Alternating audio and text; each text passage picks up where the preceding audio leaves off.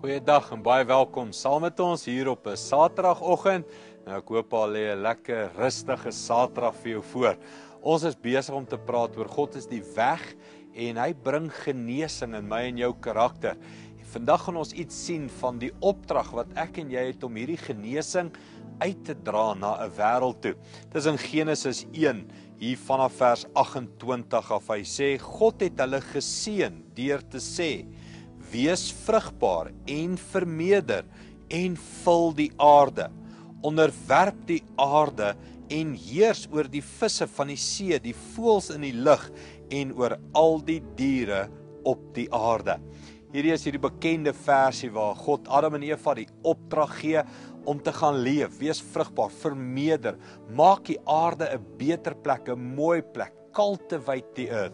En hierdie woorde kom vir my terug na iets van God wil jou genees sodat jy daai genesende effek wat God op jou het ook na die wêreld toe sal uitdra. Ek bedoel jy wil nie hê iets moet vermeerder wat siek is nie. Jy wil 'n kiem smoor, nee, jy wil hom stop, jy wil dit doodmaak. En dis dieselfde wat God hier vir Adam en Eva sê, ek het julle genees, mooi gemaak. Ek het iets goeds in julle gesit. Gaan nou en dra dit uit.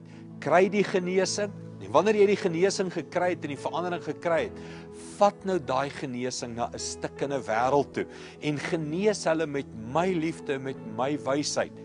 Ek en jy sit met dieselfde opdrag vandag nog, dat ek en jy moet die wêreld 'n mooi plek gemaak, vermeerder die goeie in jou en die goeie in die wêreld. Laat dit vooruitgaan in jou en my wêreld. So, ons moet onsself evalueer. Wat vermeerder ons? Wat bring ons na hierdie tafel toe? Wat vat ons na die wêreld toe? Maak ons dit 'n mooier plek omdat God ons mooier gemaak het, of dra ons by tot die skande en die siekte van hierdie wêreld? Kom ons bid dat ons wêreld 'n mooier plek sal maak.